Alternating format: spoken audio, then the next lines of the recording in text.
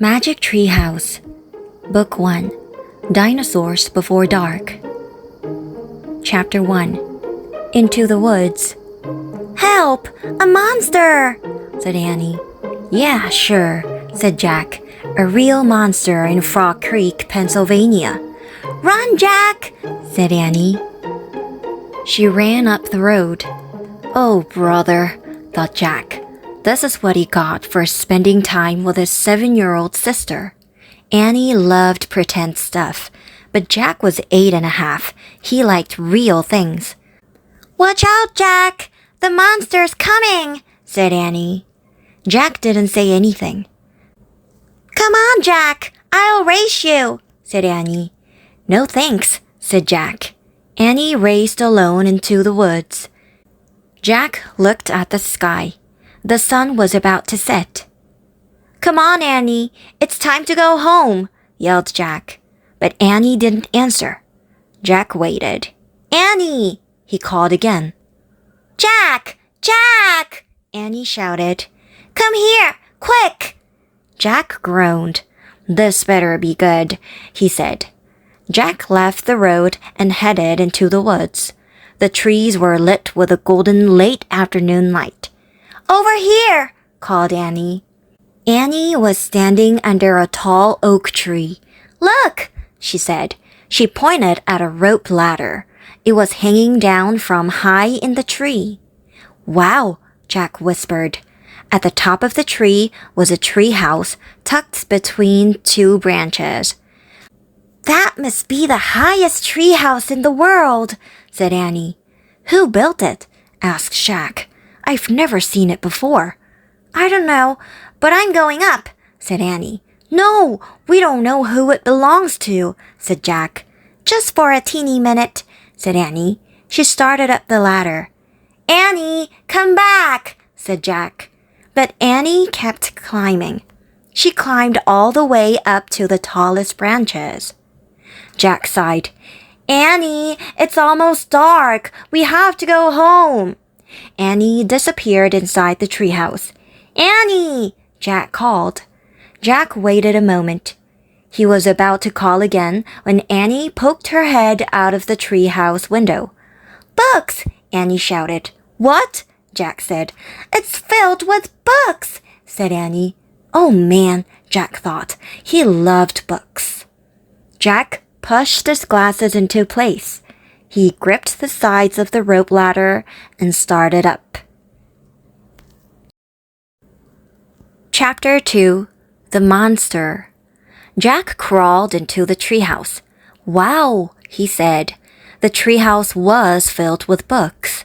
Books were everywhere. Very old books with dusty covers and new books with shiny, bright covers. "Look," said Annie. "You can see far away." She was peering out the treehouse window. Jack looked out the window with her. Below were the tops of the other trees. In the distance, he could see the Frog Creek Library and the elementary school and the park. Annie pointed in the other direction. "There's our house," she said. Annie was right. Jack could see their white wooden house with its green porch. In the yard next door was their neighbor's black dog, Henry. He looked very tiny. "Hi, Henry!" shouted Annie. "Shush! We're not supposed to be up here," said Jack. Jack glanced around the treehouse again. He noticed that bookmarks were sticking out of many of the books. "I wonder who owns all these books," he said. "I like this one," said Annie. She picked up a book with a castle on the cover. "Here's a book about Pennsylvania," said Jack. He turned to the page with the bookmark. "Hey, here's a picture of Frog Creek," said Jack. "It's a picture of these woods." "Oh, here's a book for you," said Annie. She held up a book about dinosaurs. A blue silk bookmark was sticking out of it. "Let me see," said Jack. He set his backpack down on the floor and grabbed the book from Annie. "Okay, you look at that one, and I'll look at the one about castles," said Annie. "No, we'd better not," said Jack. "We don't know who these books belong to."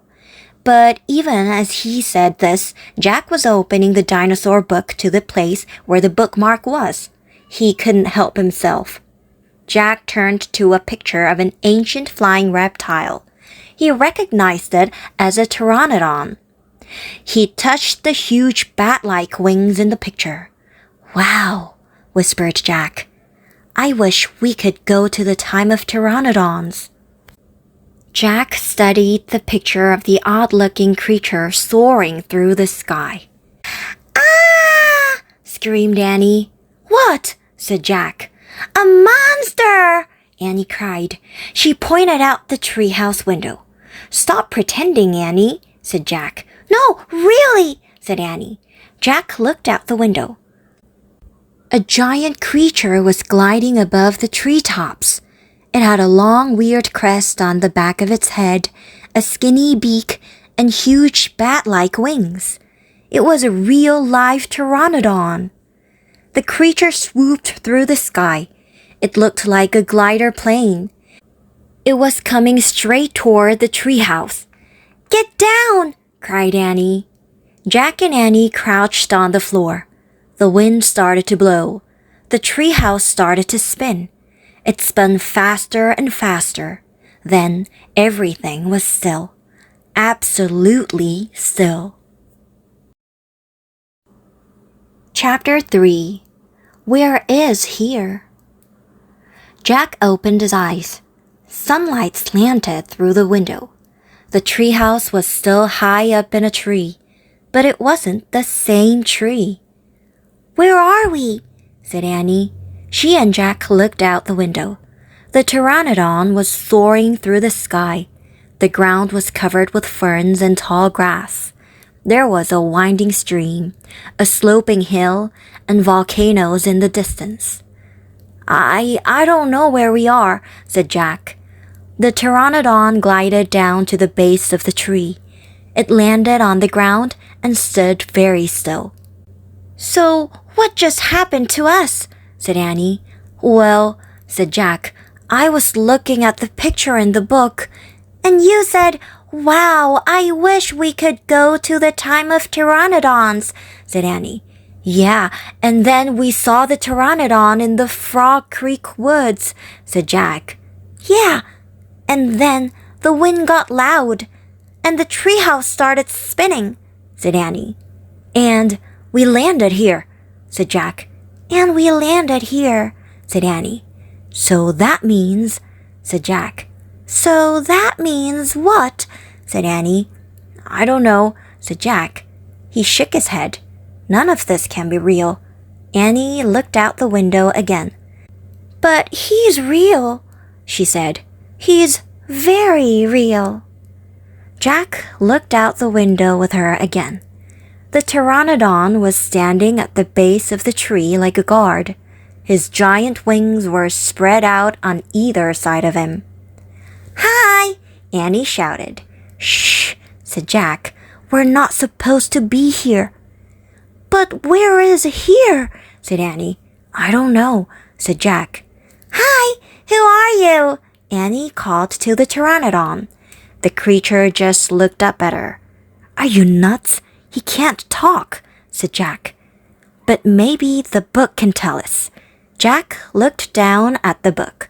He read the words under the picture. This flying reptile lived in the Cretaceous period.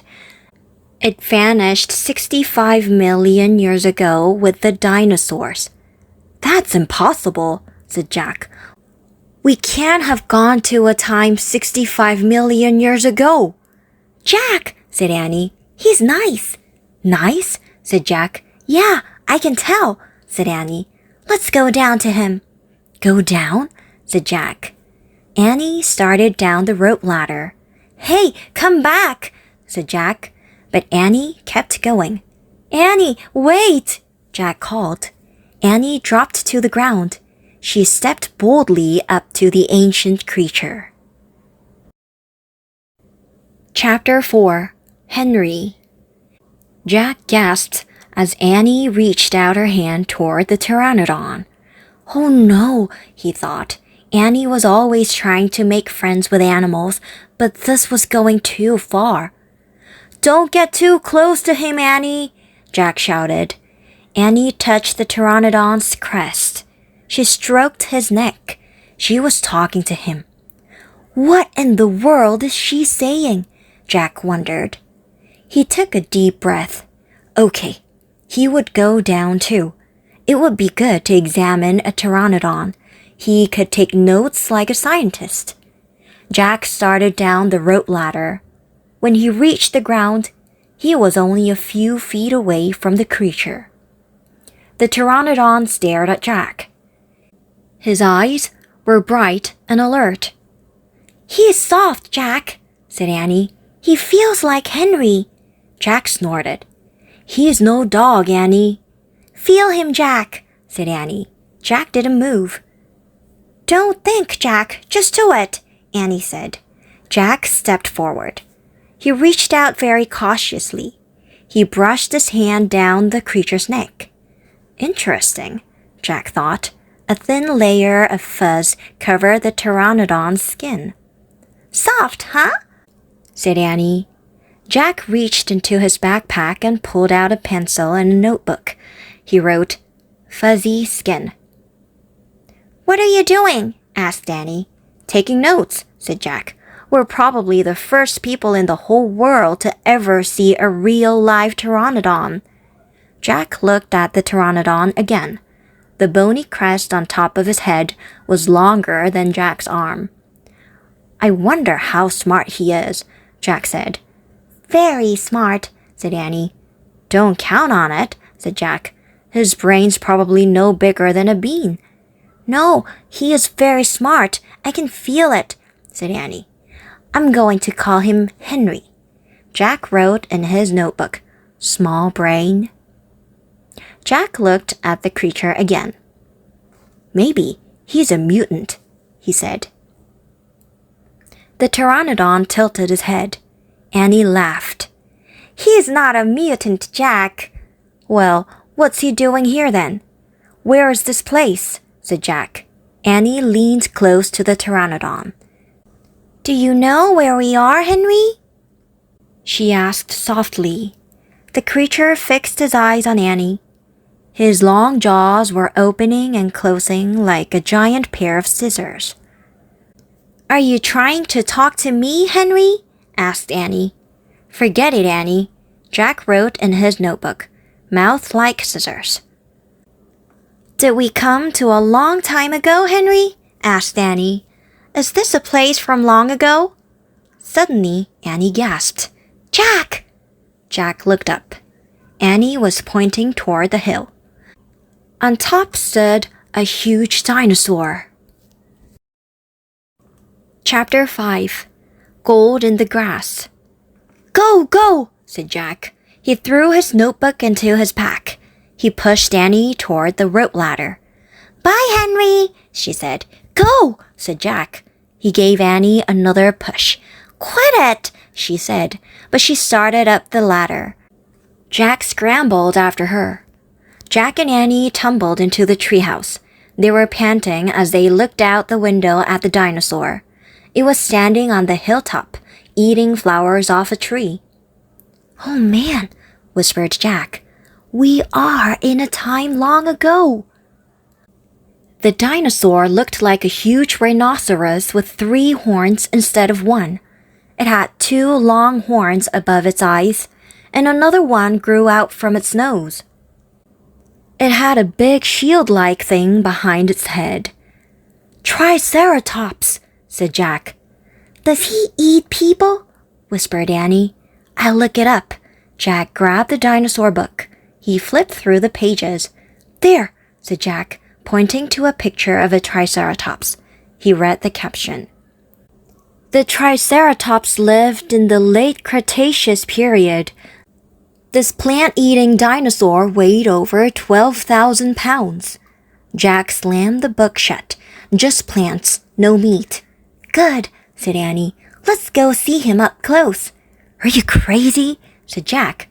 "Don't you want to take notes about him?" asked Annie. "We're probably the first people in the whole world to ever see a real live Triceratops." Jack sighed. Annie was right. Okay, let's go, he said. Jack shoved the dinosaur book into his pack. He slung his pack over his shoulder. Annie started down the ladder, and Jack followed her. Just promise you won't pet him, Jack called down to Annie. I promise, said Annie. Promise you won't kiss him, said Jack. I promise, said Annie. Promise you won't talk to him. I promise, said Annie. Promise you won't. Don't worry, said Annie. Annie and Jack stepped off the ladder. The pteranodon gave them a friendly look. Annie blew him a kiss. Be back soon, Henry, she called. Shh, said Jack, and he led the way slowly and carefully through the ferns. When Jack and Annie reached the bottom of the hill, they knelt behind a bush. Annie started to speak, but Jack quickly put his finger to his lips. Then he and Annie peeked out at the Triceratops. The dinosaur was bigger than a truck. He was eating the flowers off a magnolia tree. Jack slipped his notebook out of his pack. He wrote, Eat flowers. Annie nudged him. Jack ignored her. He studied the Triceratops again. He wrote, Eat slowly. Annie nudged him harder. Jack looked at her. Annie pointed to herself. She walked her fingers through the air. She pointed to the dinosaur. She smiled. Is she teasing? Jack wondered. Annie waved at Jack. Jack started to grab her. She laughed and jumped away. She fell into the grass in full view of the Triceratops. Get back, whispered Jack. Too late. The big dinosaur had spotted Annie.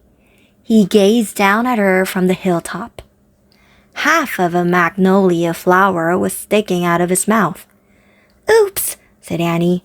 Get back, Jack said again. He looks nice, Jack, Annie said.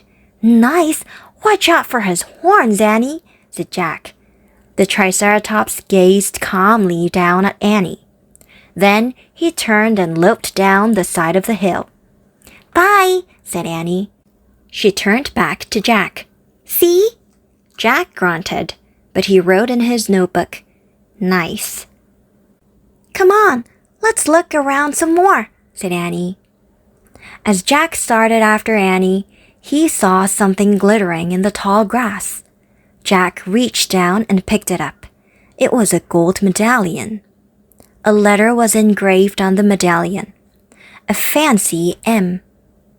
Oh man, someone was here before us, Jack said softly. Chapter 6, Dinosaur Valley.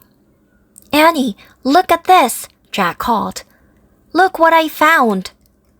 Annie had gone up to the hilltop. She was picking a flower from the magnolia tree. Annie, look, a medallion, shouted Jack, but Annie wasn't paying attention to Jack. She was staring at something on the other side of the hill. Oh, wow, she said. Clutching her magnolia flower, she took off down the hill. Annie, come back, Jack shouted, but Annie had disappeared. Oh, brother, Jack muttered. He stuffed the gold medallion into his jean pocket. Then Jack heard Annie shriek. Annie? He said. Jack heard another sound as well. A deep, bellowing sound like a tuba. Jack, come here, quick! Annie called. Jack raced up the hill. When he got to the top, he gasped. The valley below was filled with nests, big nests made out of mud. The nests were filled with tiny dinosaurs. Annie was crouching next to one of the nests. Towering over her was a gigantic duck-billed dinosaur. Don't panic, don't move, said Jack. He stepped slowly down the hill toward Annie. The huge dinosaur was waving her arms and making her tuba sound. Jack stopped. He didn't want to get too close. He knelt on the ground. Okay, move toward me, slowly, he said. Annie started to stand up. Don't stand, Crawl, said Jack. Clutching her flower, Annie crawled toward Jack. Still bellowing, the duck-billed dinosaur followed her. Annie froze. Keep going, Jack said. Annie started crawling again. Jack inched farther down the hill until he was just an arm's distance from Annie. He reached out and grabbed her hand. He pulled Annie toward him. Stay down, Jack said. He crouched next to her. Bow your head. Pretend to chew. Chew? Said Annie. Yes, said Jack. I read that's what you do if a mean dog comes at you. She's no dog, Jack, said Annie. Just chew, said Jack. Jack and Annie both bowed their heads and pretended to chew. Soon, the dinosaur grew quiet. Jack looked up. I don't think she's mad anymore, he said. You saved me, said Annie. Thanks. You have to use your brain, Annie, said Jack. You can't just go running to a nest of babies. There's always a mother nearby. Annie stood up. Annie, don't, said Jack. Too late. Annie held out her magnolia flower to the dinosaur. I'm sorry I made you worry about your babies, she said. The dinosaur moved closer to Annie. She grabbed the flower from her hand. She reached for another. No more, said Annie. The dinosaur let out a sad tuba sound. But there are more flowers up there, Annie said. She pointed to the top of the hill. I'll get you some. Annie hurried up the hill. The dinosaur waddled after her. Jack quickly looked at the dinosaur babies. Some were crawling out of her nests. Where are the other mothers? Jack wondered. Jack took out the dinosaur book. He flipped through the pages. He found a picture of some duck-billed dinosaurs. He read the caption. The Anatosauruses lived in colonies. While a few mothers babysat the nests, others looked for food. So there were probably more mothers close by, looking for food. Hey, Jack! Annie called. Jack looked up. Annie was at the top of the hill, feeding magnolia flowers to the giant Anatosaurus. Guess what? Annie said. She's nice, too. Suddenly, the Anatosaurus made her terrible tuba sound. Annie crouched down and started to chew. The dinosaur charged down the hill. She seemed afraid of something. Jack put the book on top of his pack. He hurried to Annie.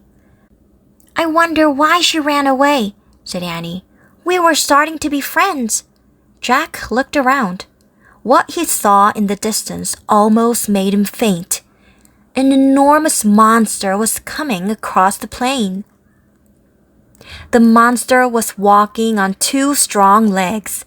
It was swinging a long, thick tail and dangling two tiny arms. It had a huge head, and its jaws were wide open. Even from far away, Jack could see its long, gleaming teeth. Tyrannosaurus Rex, whispered Jack. Chapter 7. Ready, Set, Go! Run, Annie, run! Cried Jack. Run to the treehouse! Jack and Annie dashed down the hill together. They ran through the tall grass and ferns and past the pteranodon. They scrambled up the rope ladder and tumbled into the treehouse. Annie leapt to the window. It's going away, she said, panting. Jack pushed his glasses into place. He looked out the window with Annie. The Tyrannosaurus was wandering off, but then the monster stopped and turned around. Duck, said Jack. The two of them ducked their heads. After a long moment, they peeked out the window again. Coast clear, said Jack. Yay, whispered Annie. We have to get out of here, said Jack. You made a wish before, said Annie. Right, said Jack. He took a deep breath. I wish we could go back to Frog Creek. Nothing happened. I said I wish, started Jack. Wait, said Annie. You were looking at a picture in the dinosaur book, remember? Oh no, I left the book in my pack on the hill, said Jack. I have to go back. Forget it, said Annie. I can't, said Jack. The book doesn't belong to us. Plus, my notebook with all my notes is in my pack. Okay, said Annie. I'll hurry, said Jack. He climbed quickly down the ladder and leapt to the ground. Jack raced past the pteranodon, through the ferns, through the tall grass, and up the hill. He looked down. His pack was lying on the ground. On top of it was the dinosaur book. But now the valley below was filled with Anautosauruses. They were all standing guard around the nests. Where had they been? Did fear of the Tyrannosaurus send them home? Jack took a deep breath. Ready, set, go, he thought. He charged down the hill. He ran to his backpack. He scooped it up. He grabbed the dinosaur book. Jack heard a terrible tuba sound. Then another, and another. All the Anautosauruses were bellowing at him. Jack took off. He raced up to the hilltop. He started down the hill. He stopped. The Tyrannosaurus Rex was back. It was standing between Jack and the treehouse. Chapter 8. A Giant Shadow. Jack jumped behind the magnolia tree. His heart was beating so fast he could hardly think. He peeked out at the giant monster. The horrible-looking creature was opening and closing its huge jaws. Its teeth were as big as steak knives. Don't panic, thought Jack. Think. He peered down at the valley. Good. The duck-billed dinosaurs were sticking close to their nests. Jack looked back at the Tyrannosaurus. Good. The monster still didn't seem to know he was there. Don't panic. Think. Maybe there's information in the book. Jack opened the dinosaur book. He found Tyrannosaurus Rex. He read, Tyrannosaurus Rex was one of the largest meat-eating land animals of all time. If it were alive today, it could eat a human in one bite. Great, thought Jack. The book was no help at all. Jack tried to think clearly. He couldn't hide on the other side of the hill. The Anautosauruses might stampede. He couldn't run to the treehouse. The Tyrannosaurus might run faster. Maybe he should just wait for the monster to leave. Jack peeked around the tree. The Tyrannosaurus had wandered closer to the hill. Something caught Jack's eye. Annie was coming down the rope ladder. Is she nuts? What is she doing? Jack wondered. Jack watched Annie hop off the ladder. Annie hurried over to the pteranodon. She was talking to him. She was flapping her arms. She pointed at Jack, at the sky, at the treehouse. She is nuts, Jack thought. Go back up in the tree, Jack whispered. Go! Jack heard a roar. The Tyrannosaurus Rex was looking in his direction. Jack hit the ground. The Tyrannosaurus Rex was coming toward the hill. Jack felt the ground shaking. What should I do? Jack wondered. Should I run? Crawl back into Dinosaur Valley? Climb the magnolia tree? Suddenly, a giant shadow covered Jack. He looked up. The pteranodon was gliding overhead. The giant creature sailed toward the top of the hill. He was heading towards Jack. Chapter 9. The Amazing Ride. The pteranodon coasted down to the ground. He stared at Jack with his bright, alert eyes. What was Jack supposed to do? Climb on? But I'm too heavy, thought Jack. Jack looked at the Tyrannosaurus. It was starting up the hill. Its giant teeth were flashing in the sunlight. Okay, thought Jack. Don't think, just do it. Jack put his book in his back. Then he climbed onto the pteranodon's back. He held on tightly. The creature moved forward. He spread his wings and lifted off the ground. Jack nearly fell off as they teetered this way and that. The pteranodon steadied himself and rose into the sky. Jack looked down. The Tyrannosaurus was staring up at him and chomping the air. The Pteranodon glided away. He sailed over the hilltop and over the valley. He circled above all the duck-billed dinosaurs and all the nests filled with babies. Then the Pteranodon soared out over the plain, over the Triceratops who was grazing in the high grass. Jack felt like a bird. The wind was rushing through his hair. The air smelled sweet and fresh. Jack whooped and laughed. He couldn't believe it. He was riding on the back of an ancient flying reptile. The Pteranodon sailed over the stream and over the ferns and bushes. Then he carried Jack down to the base of the oak tree.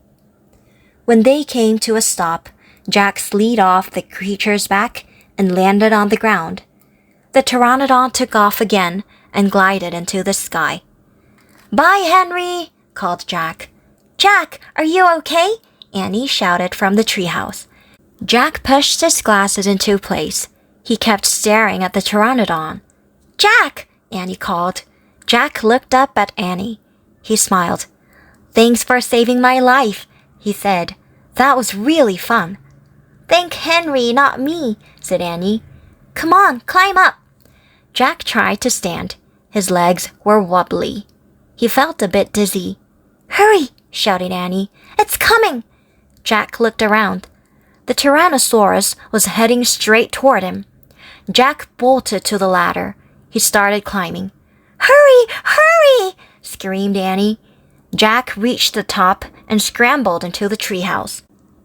"It's coming toward the tree!" Annie cried. The dinosaur slammed against the oak tree. The treehouse shook like a leaf in the wind. Jack and Annie tumbled into the books. "Make a wish to go home!" cried Annie. "We need the book, the Pennsylvania book," said Jack. "Where is it?" They both searched madly around the treehouse. "Found it," said Jack. He grabbed the book and flipped through the pages. He found a photograph of the Frog Creek woods. Jack pointed to the picture in the book. "I wish we could go home," he shouted. The wind began to blow.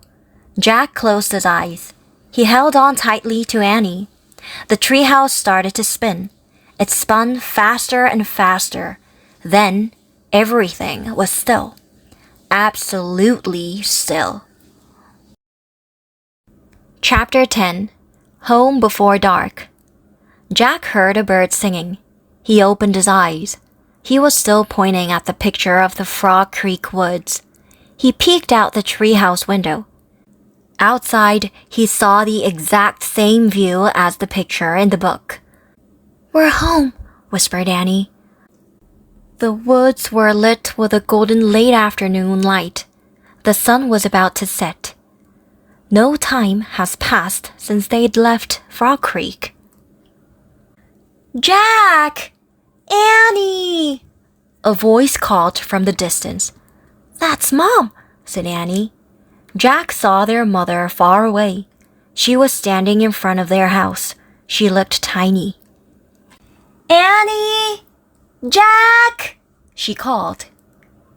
Annie stuck her head out the window and shouted, "Coming!" Jack still felt dazed. He just stared at Annie. "What happened to us?" he said. "We took a trip in a magic treehouse," said Annie simply. "But it's the same time as when we left," said Jack. Annie shrugged. "How did it take us so far away?" said Jack. "And so long ago?" "You looked at a picture in a book and said you wished we could go there," said Annie. "And the magic tree house took us there." "But how?" said Jack. "And who built this magic tree house? Who put all these books here?" "A magic person, I guess," said Annie.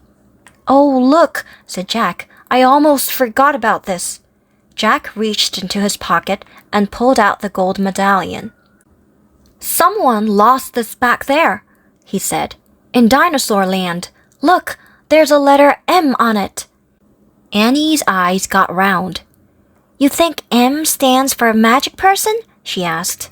"I don't know," said Jack. I just know someone went to that place before us. Jack! Annie! Their mom called again. Coming! Annie shouted again. Jack put the gold medallion back in his pocket. He pulled the dinosaur book out of his pack and put it back with all the other books. Then he and Annie took one last look around the treehouse. Goodbye, house, whispered Annie. Jack slung his backpack over his shoulders. Annie started down the rope ladder. Jack followed. Seconds later, they hopped onto the ground and started walking out of the woods. No one's going to believe our story, said Jack. So let's not tell anyone, said Annie. Dad won't believe it, said Jack. He'll say it was a dream, said Annie. Mom won't believe it, said Jack. She'll say it was pretend. My teacher won't believe it, said Jack. She'll say you're nuts, said Annie. We'd better not tell anyone, said Jack. I already said that, said Annie. Jack sighed. I think I'm starting not to believe it myself, he said. They left the woods and started up the road toward their house.